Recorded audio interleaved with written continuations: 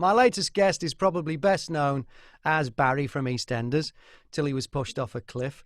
But he's also a singer, a cabaret star, a successful celebrity quiz show contestant, and he's a writer too. He's written a great radio drama, which is now a podcast on podcast radio. It's called Eden's End. He is the one and only Shaun Williamson. Welcome to the podcast.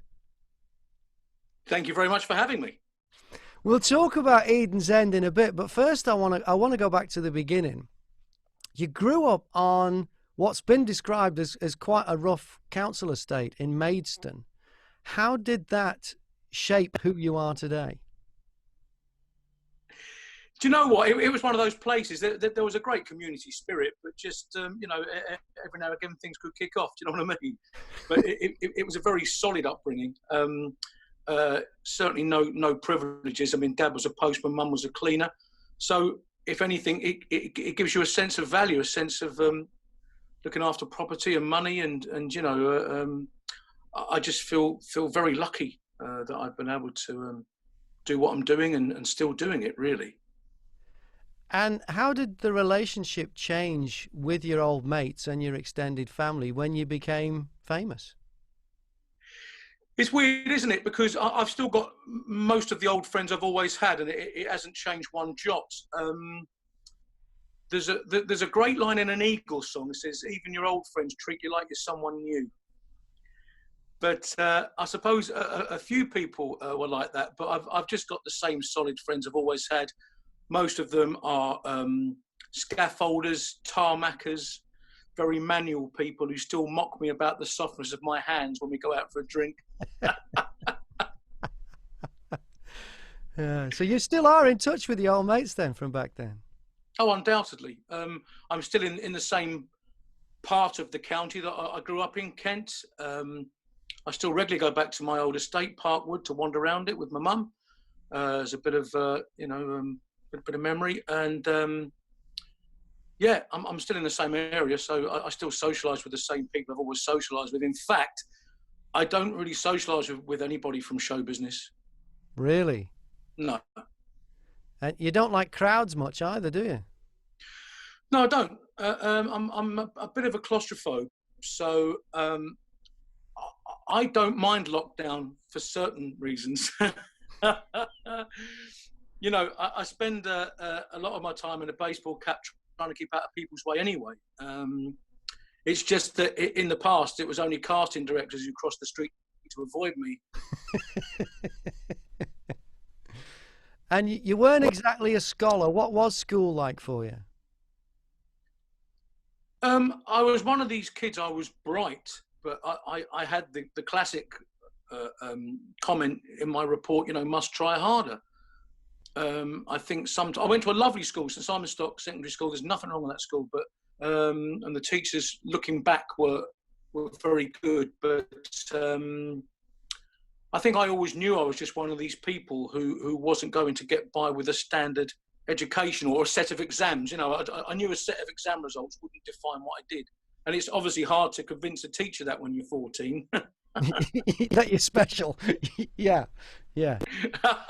But when you left school, though, you went for a regular job. You went to be a postman like your dad. Did you enjoy that? I loved it. It was based in a place called King Street in Maidstone. There was a wonderful camaraderie there. To leave school, I had just turned 16. They let me leave early because there was the Depression, 80, 81, the early Thatcher years. And they let me leave early before my exams because a job was a job.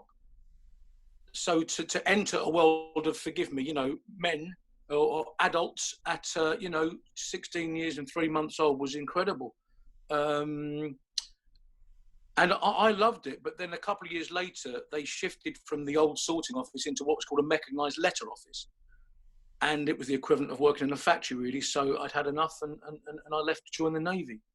But that didn't work out either, did it? Well, only because I was colourblind. You said they found out I was colourblind. They gave me a place in the Fleet Air Arm. Right. And the last thing they did was the medical. Would you believe it? The last thing.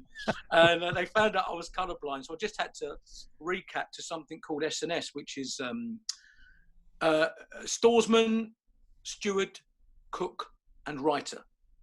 And Writer? because I'd never shown a writer, basically a glorified pay accountant.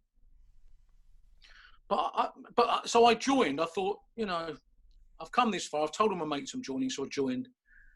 And I sort of did my best, but I left. I toughed it out for nearly a year, but I could see where it was going. I joined as a writer, but now with computers, how many writers do they need aboard a warship? Do you know what I mean?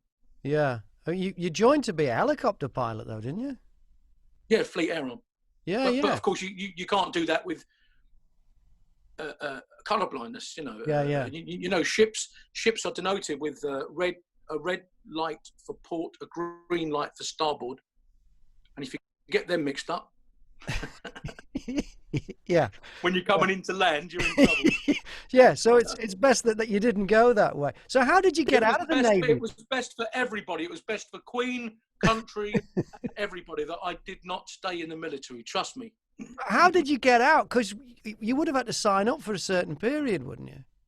I didn't do anything silly. I just made sure they got sick of me until they got the message that I just didn't want to be there. Now, was it around the time you came out of the Navy or before you went in that your drinking became a little bit more serious? I think the only problem is with the post office, and don't get me wrong, no one twists your arm up behind your back, but is that when you leave, when you finish work, of course, it's midday, and you've been up since 4 o'clock, so you feel as thirsty as an office worker does at 5 o'clock. Yeah. So if you're young and single, you tend to have a few at lunchtime and then go back out in the evening and have a few with your mates. So yeah, I did drink too much during that time, certainly, but I realised I wasn't an alcoholic when I was in the Navy, because you can't have a drink for 6 weeks. Yeah. So and then when I finally got into drama school, I really knocked it on the head, because I realised that this is it. This is my chance to do something. This is a golden opportunity at the age of 27 to turn my life around. So yeah, it never got a hold of me, but certainly in the early years, yeah. Yeah, I can relate. I did breakfast radio for a long time, so it's similar hours, and I was putting away a lot of drink, and I had to knock it on the head. I haven't had a drink since '98. Do you still have a drink? Yeah, I can still do it socially or leave it. I sort of made a list of things I'm missing during lockdown, and it was like seeing my children regularly, a trip to the pub on a Sunday lunchtime, and a distant third was work. Right. Okay. Now that's been replaced by that was after 3 weeks, but now it's obviously work has come to be a more prominent thing because of financial insecurity, really. So I don't think we didn't know at the start this would drag on for so long, or indeed that obviously theatres will be the last things going back. Yeah. You after the Navy, was it after the Navy you became a Pontins Bluecoat? Yeah, so that's where my interest in entertaining people came from. I'd always been able to sing. That's the one thing I was always able to do from an early age. So when I was in the Navy, I used to keep people's spirits up or drive them mad by singing and telling jokes.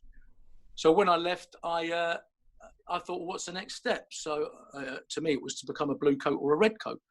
So I managed to get into Pontins, and I spent a lovely summer on the Isle of Wight. And then I took over from Shane Ritchie, actually. Did you? Wow.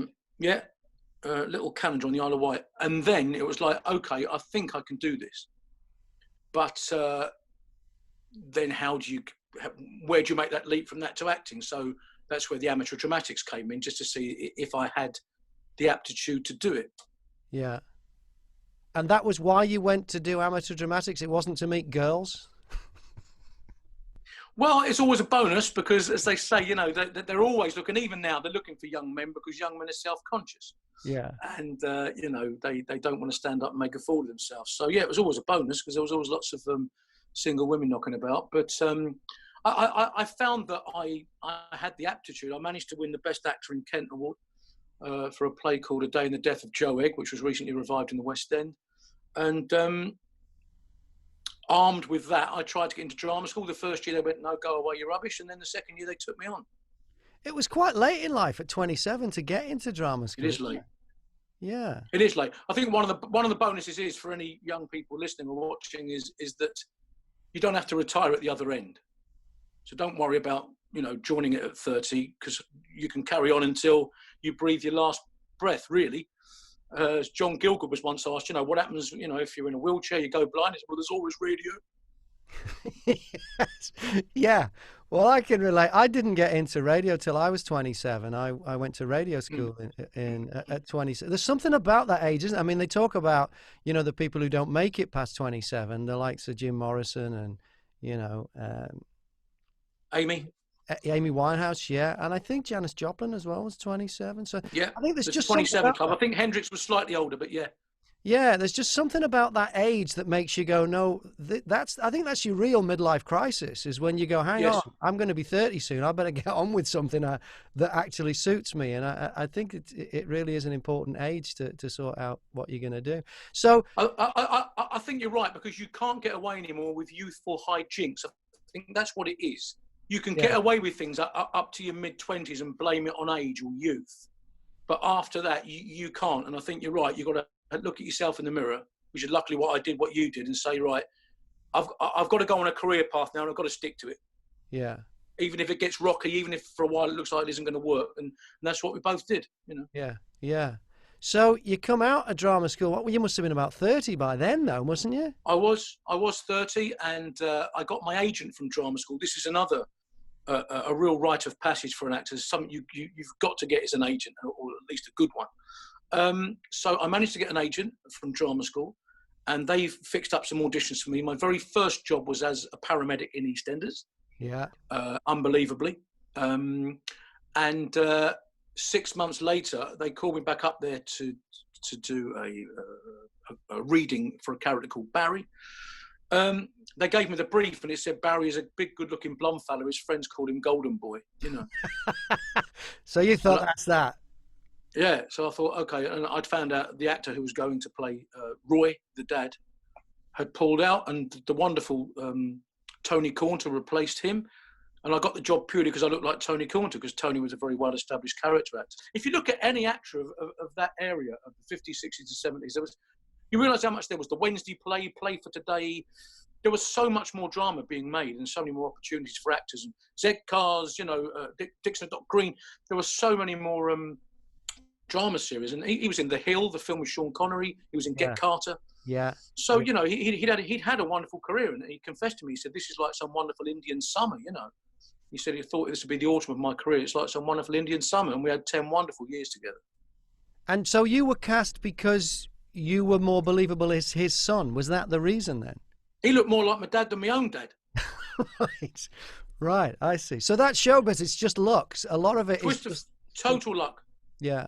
Yeah. I mean, you had to be talented and be able to do the job too. So I don't want to take anything away there, but just to let people know how these things work, everything. I think what it is, yeah. And also, as you say, they only signed me on for 4 episodes. So if I hadn't cut the mustard in that time, I wouldn't have gone back. Yeah. Or suddenly 6 months later, Barry would have come back as a different actor. Do you know what I mean? And it happens all the time. Yeah. Yeah. But luckily, they saw something. I think what happened was, when I first started, Barry was supposed to be a villain. He set fire to the car lot. He abducted Cindy's kids out of school so that she could abscond with them to meet David Wicks down at the Eurostar. But then I think more and more they saw this humour creeping through that didn't quite match an out villain. Yeah. So when a wonderful actor called Paul Bradley left, Paul was one of the big comedy characters. Nigel used to wear big kipper ties, and Nigel had an afros. I think he joined Holby City. He's still in Holby City. But when he left, they sort of shoehorned me in to fill that comedy character, really. So Nigel sort of became Barry, as it were. And from being a villain, I then couldn't walk down the street without tripping on a banana skin. But yeah, it gave me another 8 years in the show. So there you go. Yeah. And was it around this time you started doing cabaret? Yeah. Barry went to prison for setting a light to the car lot, so I wasn't even sure if I was ever going back. So I was out of there for 6 months. So yeah, I started doing cabaret, and I used to do a lot of cabaret at the casino rooms in Rochester for a friend of mine, Aaron Stone. And I ended up just catching the last golden days of cabaret. I compared for Roy Chubby Brown, Jim Davidson, the Drifters, David Essex, Mike Reed. So I just caught the end of the... You had an interesting time with Mike Reed, didn't you? Yeah, I went out before him and accidentally told one of his jokes. So he had a word with me. It wouldn't have been too And bad if you just didn't said, have to then go and work with him on EastEnders. well, I already had, because Right. I burnt down the car lot to get rid of the Frank characters, Yeah. because he was giving Roy a hard time. So he already knew me, and then when I went back again, we were great chums. He was a wonderful guy. I mean, he didn't suffer fools gladly, but he was a lovely fellow and very generous of his time. And he forgot all about that blip in our relationship, and he gave me some great pointers, And to this day, I'm still doing it, or not at the moment. Oh yeah, because of the blinking lockdown. EastEnders is famous for the doof doof doof. Did you ever get any of those? I got quite a few towards the end, when things were really heating up. I desperately wanted one. Yeah. Yeah. I think I probably only ended up with 5. I'm not a Mitchell brother, but it was great when you had one. It was always a very confused looking Barry saying, I've got it wrong again. Doof doof doof. Yeah. And so why did you leave the show? Well, because it wasn't like today when you see people on Strictly Come Dancing or in the Jungle and then suddenly they go straight back into the show again. Yeah. There were very few opportunities to do anything different, and I'd given it 10 years. And in the end, I booked a job. It just happened to be a panto, could have been anything. And the press made a great deal of that. But at the end of the day, I just felt it was time to do something else, and that just happened to be the first job. Yeah. So And then luckily, someone called Mr. Ricky Gervais phoned me up. well, that was something else, extras, because you got to send yourself up, which everybody loves, people who don't take themselves too seriously. But you got to work with the likes of David Bowie. I mean, how cool was that? Yeah, that was great. So what happened was the first series, I was in the office with Stephen Merchant as his dog's body. For anyone who hasn't seen it, I was playing a comically unemployable version of myself. Even my agent called me Barry because he couldn't remember my real name. Check it out. It's great comedy. So all my scenes were in the office with Ricky and Stephen, which was great. But it meant we filmed them in 2-3 days. So when the second series dropped on the mat, we're going back now, no emails. When the second series dropped on the mat, I was in all sorts of scenes away from the office and in the episode with David Bowie. So that was great. So what's the process of getting something like that? Does Ricky Gervais call you personally, or does your agent put you? Well, he did. You're not supposed to. Ah, okay. He just phoned up and said, "Do you want to be in it?" So by the time you've agreed that with him, your agent's got no leverage. Oh yeah, yeah. You can't say, well, he might do it. Yeah, if you've already said, yeah, I'm in. Right, I see. So, for those who don't know, when you were in EastEnders, we only had 4 TV channels, and EastEnders would get, I think you once said, an episode, I think your wedding got more viewers than a royal wedding, didn't it? Yeah. They're all very excited about the figures for Harry's wedding, but I think we got 7 million more. We got 20 million on it. What it was Millennium Eve. It was a double wedding. It was Tamsin Outhwaite's character and Ian Beale, and myself and Lucy Speed, who played my wife in it. And there was a lot more going on to it than that. There was all sorts of skullduggery happening on the square, and so it was a big episode. New Year, Millennium Eve. Yeah. 20 million. And being that recognisable is one of the reasons why you ended up being surprised by Michael Aspel on the set for This Is Your Life. What was that experience like? Well, of course, you're not a part of it. You just trust everybody else to get everybody there who you'd like to be there, really. So you had no idea? Because I always wonder if people are faking it. Not a clue, really. Wow. I assume, I reckon some people do find out by accident because they wonder why their wife or husband are taking phone calls in the corner of a room and suddenly hang up when they enter the house. Yeah. In fact, I think it was Ronnie Barker, famously, who had to challenge his wife to ask why she kept hanging up when he entered the room. Yeah. And I can't remember. I think he ended up cancelling it because she told him, I think really? So. Anyway, it'll be on Google. Yeah. But anyway, yeah, it was a pleasant night. It was lovely. But that is the weird part. It's nothing to do with you, and it's almost quite a relief when it ends because it really does put you on the spot, on the spur of the moment, of course. And when it ends with no, I don't know why people go through with it. I would go like, no, I'm sorry, I'm not interested. I really don't. I think 2 people famously did. Richard Gordon, who wrote the Doctor in the House books, and Danny Blanchflower. Did he, the footballer? Yeah. Nope. But afterwards, it was great. Aspel, total gentleman, stayed there till 2 a.m. making a fuss with my mum and my nan and, you know, my late dad, my late nan, and, you know, it was great. And if you watch it, you know, it's an incredibly unstarry tribute, which backs up what I said earlier. All of my friends from childhood were there, so Great. it's great. Celebrity Big Brother. Why did you decide to do that? Tax bill. Was it really? It was a tax bill. I mean, let's be honest. If you see an actor of any caliber on there, it's got to be a tax bill. It has to be. You know, it's. I mean, there was a wonderful Scottish actor. I shouldn't say this; it's none of my business. But I won't say his name. There was a wonderful Scottish actor on the 2 series before me, very famous. Won't say his name. Tax bill, isn't it? It's got to be, or something, you know. Yeah. But you know, I was lucky because I'd watched it. I'd always watched it, and I'd experienced other people's discomfort. And there'd been some real creatures on there. Do you know what I mean? Yeah. Perez Hilton. I don't care calling him a creature, you know, and someone called Bear, and do you know what I mean? And they were real proper wind-up merchants. Yeah. And they'd force several people to leave, as opposed to, you know, people were going to hit them and saying, "I've got to go, otherwise I'll assault you." Yeah. So I thought, no one going to make me do that. And I was lucky. The youngsters gave me a fair bit of respect, actually. They weren't a bad lot at all. And there was the late Derek Acora was in there, and Sandy from Gogglebox, and other people who of a similar age to me. So there were people I could talk to. Unlike How the did you jungle. get on with Derek Acora? For anyone who doesn't know, and probably people, he was a bloke who used to pretend to talk to dead people. Yeah. Yeah. And they were desperate, because we ended up friends. So they were desperate in the diary room for me to say he was a fraud. Oh, I just ended up saying, I believe Derek believes everything he sees and feels. And that's it. Yeah. Because I've always wanted, I mean, he's gone now, but I always wanted to ask him why he only gets possessed by Scouse ghosts. But anyway, but didn't he find or he told you the name of the ghost in your house? Yeah, this is it. We moved into a house, and it was definitely, you know, it was banging about. You know, I mean, it was ridiculous. For several nights we thought there were burglars, or, you know, you hear stories of somebody still living in the attic. Do you know what I mean? Yeah. And in the end, it was quite clear it was a ghost. I mean, it is. I don't care who laughs about it. And it was a noisy one. It's not a poltergeist. I mean, you don't see things flying through the air, but you hear them banging about. And I was talking to Derek on the phone, and he wanted me to be a guest on his radio show. And he said, "You got a ghost in your house?" I went, "Yeah." "He's a nightmare." He went, "It's a she. Her name's Rosemary." And all this, you know. And I don't know. And he said it will calm down because ghosts don't like it when new people move in. They have an upheaval. And then they settle down, and we haven't heard a thing for a year. And there you go. Well, there you go. But Derek's not visited, though, unfortunately, which is a shame. Nah. Yeah. He's a lovely man. Yeah.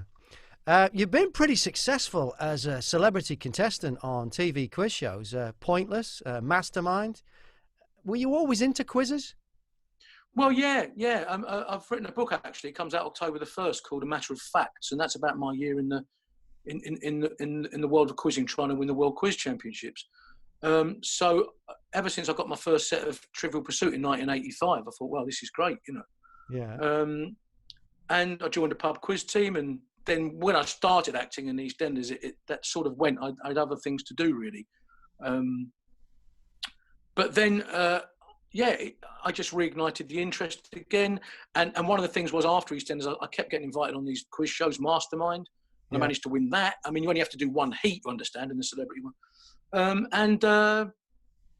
Pointless is my favourite because you have to know the subject, but know the least about, you know, the sort of trivia of the subject, really, you know. Yeah. Which is great. That's my favourite. And I've been lucky enough, we won The Chase. A lovely show called Today's the Day a few years ago. Eggheads, where I was in a team that won Eggheads. Do you think that's because you've got such a broad background? I mean, starting off on a council estate and then being on like the #1 TV show, whereas other people had a different path to get there, that you've been exposed to so many more different things and your curiosity's always been there, whereas other people have maybe focused on one thing from earlier, you know, like pre-20. Maybe, yeah. I mean, I know I was an avid reader from an early age, you know, avid reader. So, I was always had my nose in a book or a newspaper.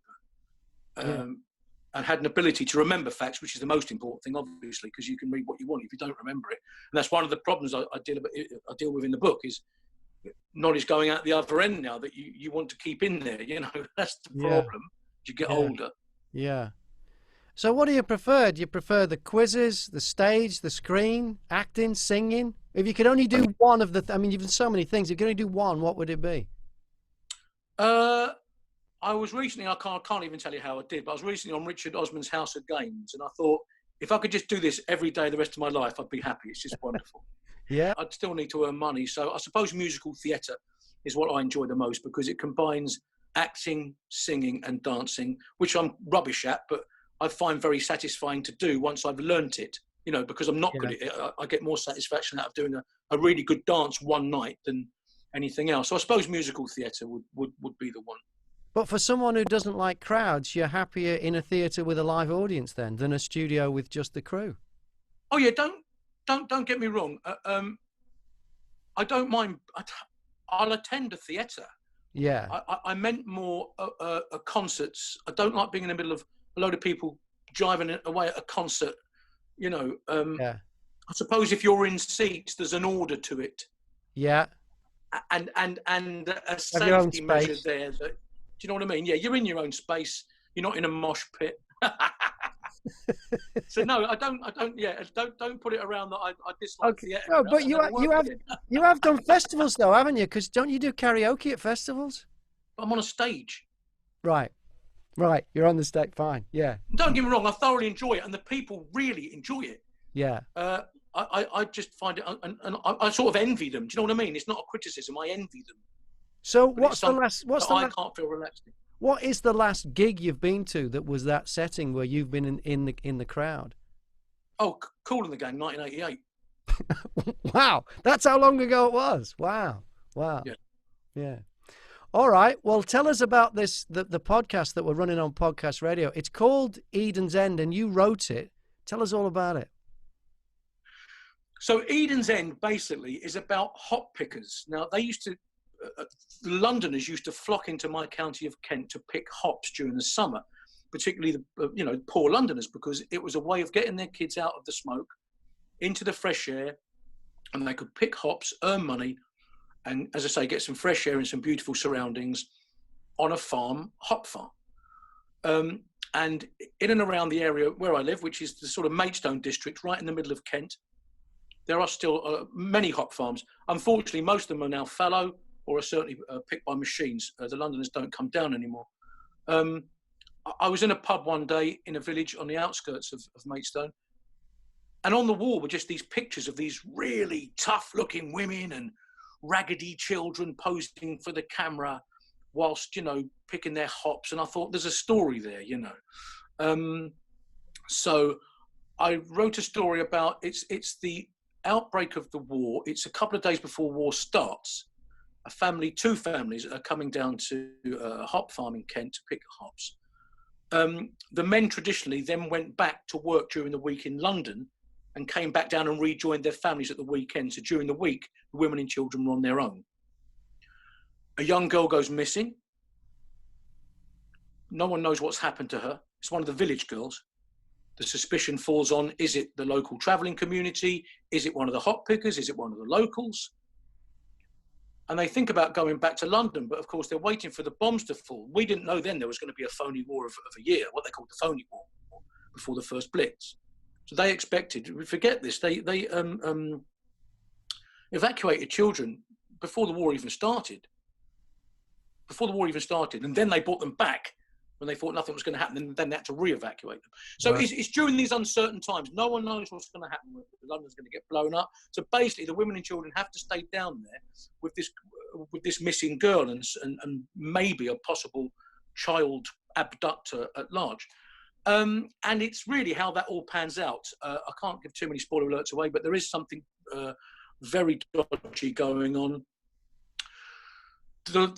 The locals are having affairs, there's all sorts of shenanigans. So while it is a sort of murder mystery, it's also got a heart. There are moments of comedy, big comedy in it, and we're just trying to recreate that time, before the war really kicked in and everything changed. How many episodes is it? Well, there's 5 in this form. You see, I wrote it as a TV script. Right. And it very nearly got made. It was called Town and Country initially, and it very nearly got picked up by ITV, and it was so close. can't tell you. It was heartbreaking. So I got together with Sam Supple, the producer of Viola Films, and he said, how about turning it into a sort of radio serial? So we did this for BBC Radio Kent. Was that Gordon Davidson? Was Gordon Davidson at Radio Kent? Did he okay that? He was the managing editor there for a while. I think he's still there. Yeah, I'm sure he is. Yeah. Yeah. He's a good guy. Yeah, he's done some quite innovative stuff on BBC Radio Kent. We've got John Holmes on there and things like that. So for him to take a punt on that was great. Yeah. So the idea is hopefully, I think it might need a rewrite and maybe some trimming here and there and this and that. And BBC Radio 4 is the ultimate. We very much like them to get their hands on it. Yeah. And if they want a rewrite or a recast, that's up to them. We're proud of it the way it is, but we called in a lot of favours. There were some amateur actors in it who did a brilliant job. So we sort of brought it all in on a very tight budget. We're very proud of it. But if BBC 4 are listening, Shane Taylor's, isn't he? Band of Brothers. Shane Taylor's in it. He was in Band of Brothers. We've got a wonderful actress called Candice Neergaard, who is a Romany actress. She's of Romany descent. She does a lot of theatre work regarding sort of Romany works. Steve Nallen's in it. Steve is one of the voices from Spitting Image. I mean, he was Mrs. Thatcher in Spitting Image. Yeah. He plays 3 small parts in it. He is incredible, Steve Nallen. So yeah, we got a lovely cast there, and I was very, very, very pleased with the way it turned out, and I just hope people enjoy it. And you'll be able to hear it on podcast radio at 10 a.m. and 2:30 in the afternoon, and it is called Eden's End. Shaun Williamson, it's been great talking to you. What podcasts do you listen to? Thank you. I listen to a lot of. I'm enjoying again things like Desert Island Discs. I'm going back into the archives really. I love history, so I will be. I'm just finishing off this book that I've written, so I've at least I've had something to keep me busy during lockdown. I've been very lucky. I've done a few jobs via the old media of home taping adverts and things like that, but yeah, I'm going to be listening to a lot of historical stuff and stuff that's going to help my quizzing knowledge, because we've still got the Grand Prix, although the quizzes I'm doing now are being what's called virtually proctored. So you have to tune into the quiz site. Yeah. Because we join a league, you see. We're in something called a Grand Prix League. Right. So the first Saturday of every month, we do the Grand Prix. Paul Sinner's in it, Anne Hegarty, Kevin Ashman, Pat Gibson. It's at the very highest level. And but then they're now being virtually proctored. So the quiz season is still going, albeit from home. So you've got plenty to do. Yeah, as Catherine Hepburn once said, there's a million books I haven't read and a million films I've never seen. So there's always something to do. Shaun Williamson, been a pleasure. Thank you very much for your time, and good luck with the podcast and Eden's End. Sounds terrific. Yeah. Thank you so much. All the best.